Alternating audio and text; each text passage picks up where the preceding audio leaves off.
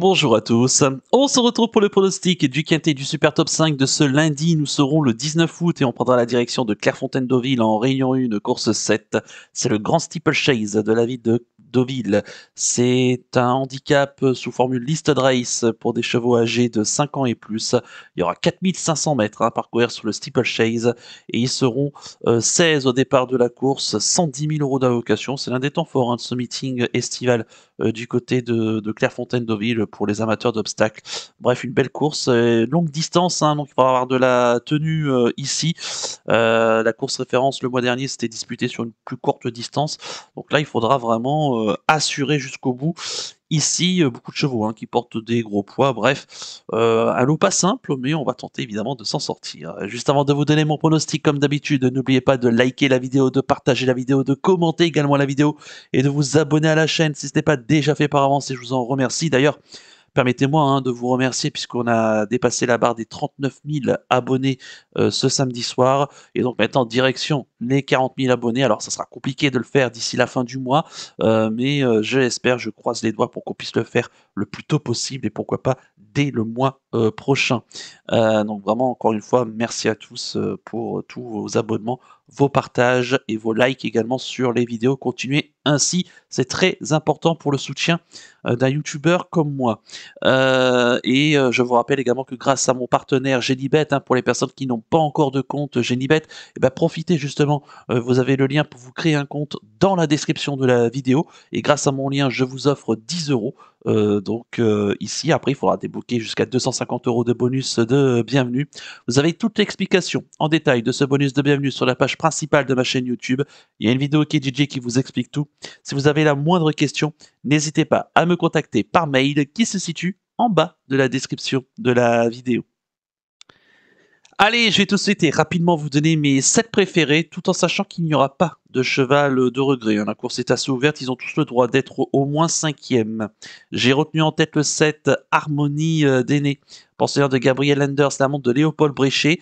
Écoutez, elle a couru la course référence pour sa rentrée, après pratiquement 9 mois d'absence. Le 1er juillet dernier, dans le Grand Prix Léopold Dorsetti, elle s'est classée bonne 4e, alors c'était sur 3900 mètres. Ici, on est sur 4500 mètres, mais elle a laissé une belle impression ce jour-là. Elle peut être montée près des juments de tête et elle a bien tenu sa partie. Écoutez, elle retrouve des chevaux qu'elle a couru donc l'avant-dernière fois. Mutalade qui était 2e, Charmino 3e, Flash Davier qui était 5e, Héraliste qui était 7e. Écoutez, ici, Harmonie d'Aîné, le rallongement de la distance, il n'y a pas de souci. Sa forme est au beau fixe, puisque derrière ce prix Léopold Dorsetti, elle s'est imposée sur les 4000 mètres du côté du Lion d'Angers, en devançant le 26 juillet, Héraliste et Écoute en tête, qu'elle va retrouver ici une nouvelle fois. Écoutez, pour moi, elle a beaucoup d'atouts dans son jeu. Le rallongement de la distance 4005 n'est pas un souci. Avec Léopold Bréchet en forme, pour moi, elle fait partie des bases de la course. En deuxième position, j'ai mis le 9 Mutalade, pensionnaire de Pascal Journiac, c'est la montre de Charlotte Pritchard. Écoutez, lui, il est 2e de la course référence, donc on l'a dit, à Clairefontaine, dans le prix Léopold Dorsetti sur 3900 mètres le 1er juillet dernier. Il n'a pas été revu depuis. Il va arriver donc ici avec un peu de fraîcheur et un entraîneur qui souvent réussit très bien sur cette piste de Clairefontaine. Pascal Journiac, ancien jockey, donc désormais entraîneur. Écoutez, il n'y a pas grand-chose à lui reprocher. Sa dernière course est bonne. Pour moi, ici, il devrait pouvoir figurer une nouvelle fois à l'arrivée et pourquoi pas même encore une fois monter sur le podium. C'est un cheval extrêmement sympathique et régulier. En troisième position, j'ai mis le 2 Charmino, un des deux atouts de Philippe et Camille Pelletier. C'est la monte de Mathieu Chayoto. Il reste donc sur sa 3e place dans la course référence, on l'a dit, du 1er juillet. Lui, donc, il s'est intercalé entre mes deux favoris, à savoir Mutalade 2e et Harmonie d'Aîné 4e. Donc il m'était logique de le retenir ici, évidemment, en assez bon rang. Là encore, un cheval très régulier, estimé en 61 de valeur, il n'y a pas de souci. Il fait tous les terrains, toutes les pistes, ce tracé sélectif qui devrait lui plaire. Bref, là encore, pas d'ombre au tableau. En 4e position, j'ai mis le 3 Master Nonantais, pensionnaire de Donatien Sourdeau de Beauregard, la montre de Clément Lefebvre. Bah écoutez, là encore cette année le cheval est en forme, il a assez peu couru, il va arriver ici avec de la fraîcheur. Alors son seul échec cette année, c'était dans le prix, Luther 3, hein, où il n'avait pas pu mieux faire qu'une 10e place. Mais attention, hein, il faisait sa rentrée, ce jour-là. Depuis donc il a progressé. Il reste sur une 2e place, du côté de Lyon, le 23 juin dernier, dans le grand steeple, hein, de Lyon. Il s'intercalait entre Scattard et Fontanès, donc ce qui est plutôt, pas mal. Bon ici, il va débuter à Clairefontaine, en 62 valeurs, ce qui me semble raisonnable. À noter, qu'il s'entend très bien avec son jockey, hein, Clément Lefebvre, puisque c'est 2 courses ensemble et 2 fois à l'arrivée. Donc, bah, écoutez, avant coup, là encore, hein, pas d'ombre au tableau pour, Master 90. S'il s'adapte bien à ce tracé sélectif, il devrait pouvoir jouer un très bon rôle. En 5e position, j'ai mis le 10 Flash d'Avier, pensionnaire de Carlos et Yann Lerner. C'est la monte de Bertrand Lestrade. Elle est 5e de la course référence donc du 1er juillet. D'ailleurs, c'est date de sa dernière course. Ce jour-là, on avait tenté l'expérience de la montée un peu plus près qu'à l'accoutumée et surtout le fait qu'elle portait les œillères australiennes pour la première fois. Finalement, ça a plutôt pas mal fonctionné puisque donc elle est 5e. On réitère ici donc les œillères australiennes. On laisse Bertrand Lestrade évidemment qui la connaît par cœur. Une jument sympathique hein, qui donc s'est endurcie là ces derniers temps sur le steeplechase. Moi, je la préfère quand même un peu plus quand on la patiente durant un parcours. Bon, écoutez, elle a prouvé qu'en 57,5, après 2 kilos de remise, qu'elle était vraiment compétitive hein, dans cette catégorie, et je serais quand même déçu qu'elle ne lutte pas au moins pour une belle place ici. En 6e position, j'ai mis le 14 Space Energicol. Pensionnaire de Michael Serror, c'est la montre de Kevin Nabé. Bah écoutez, alors elle doit savoir qu'elle doit porter 1 livre de plus que par rapport à son poids qui normalement devait être de 61,5 kg, mais le poids plancher minimum est de 62 kilos.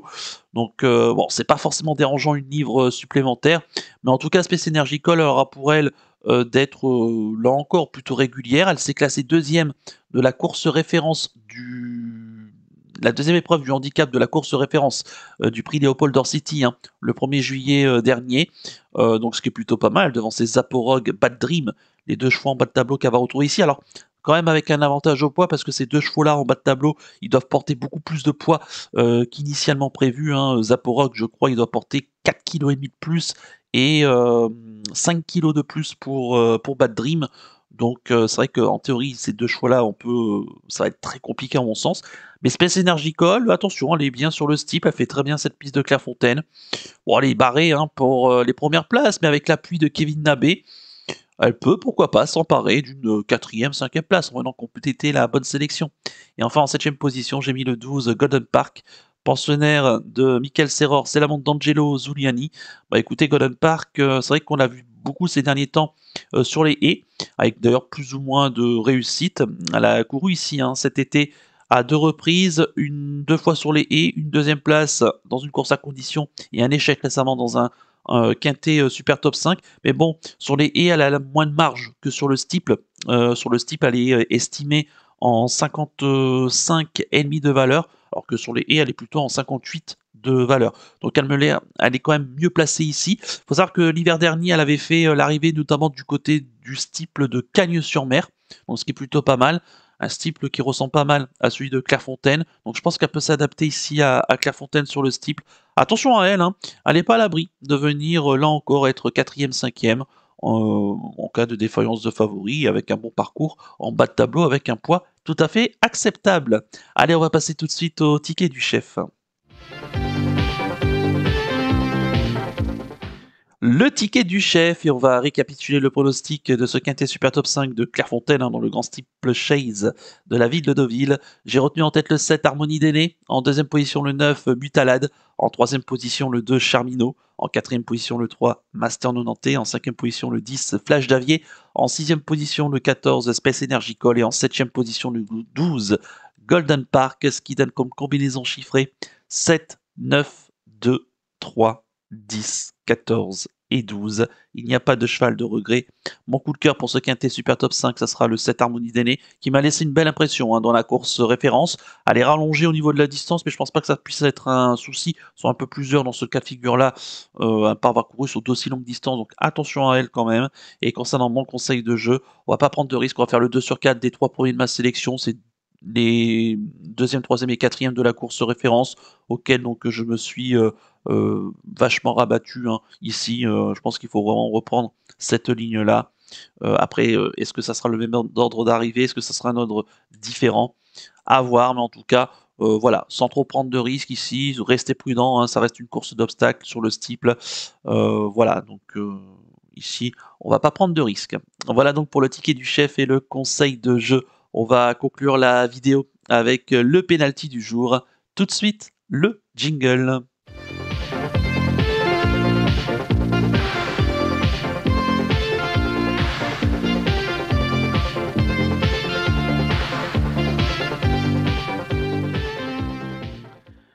Le penalty du jour et auparavant on va venir sur la 5e place de Recoletti, hein, ce samedi du côté de Deauville. Elle a longtemps été en bonne place, hein, dans le dos du futur lauréat. Elle a tenté sa chance à l'entrée de ligne droite, elle a trouvé l'ouverture, mais elle est restée un petit peu dans son action sans totalement démériter. Elle a perdu vraiment la 3-4e place, vraiment dans les derniers mètres du parcours. Elle ne démérite pas, elle est là quand même tout près. Dommage, hein, évidemment à reprendre en espérant que ce dimanche, Siam Paragon, le tenant du titre, hein, dans le prix du Ménil, va pouvoir nous relancer une série. Et pour démarrer la semaine, en ce lundi, nous serons le 19 août. Et bah écoutez, je vais partir à Cherbourg en Réunion 2, ça sera dans la 7e course du programme. C'est le Grand Prix Clovis Yves Potier. C'est une course E pour des chevaux de 6 à 9 ans qui n'ont pas gagné 159 000 euros. Il y aura 2550 mètres à parcourir, un départ volté, et ils seront 11 au départ de la course. Et j'ai tout simplement pris le plus riche, le 711 Innov de JL, pensionnaire de Jean-Luc Dersoir, la drift de David Thomas. Il sera déféré des 4 pieds. Il est bien engagé ici au plafond des gains. La dernière fois à Vittel, ça s'est pas très bien passé, mais une piste en herbe, ben, c'est spécial, donc je lui pardonne. Et l'avant-dernière fois en gain, il n'a pas eu... Enfin, on va dire qu'il venait assez bien quand il s'est montré fautif au bout de la ligne d'en face et à l'entrée du tournant final. Et je pense qu'il aurait pu participer, hein, à l'emballage final, même si on était encore assez loin de l'arrivée. Attention à lui, hein, il revient ici dans une bonne course, un lot à sa portée. Il faut vraiment qu'il ait le bon parcours, qu'il soit pas trop nerveux, qu'il soit bien dans ses allures. Si tel est le cas pour moi, il doit pouvoir l'été ici pour les premières places. Le 711 In Love de JL en Réunion 2, course 7 du côté de Cherbourg. Voilà donc pour le penalty du jour. Il ne me reste plus qu'à vous remercier, que vous souhaitez évidemment bonne chance pour les paris. Merci à tous pour votre fidélité. Moi, je vous donne rendez-vous ce lundi pour l'étude du Quintet et du Super Top 5 de mardi. Je ne sais plus où est-ce qu'on sera, mais en tout cas, on va évidemment suivre ça avec grand intérêt. Peut-être Deauville, on verra bien. D'ici là, je vous souhaite de passer une excellente semaine et surtout, comme d'habitude, prenez bien soin de vous. Ciao à tous.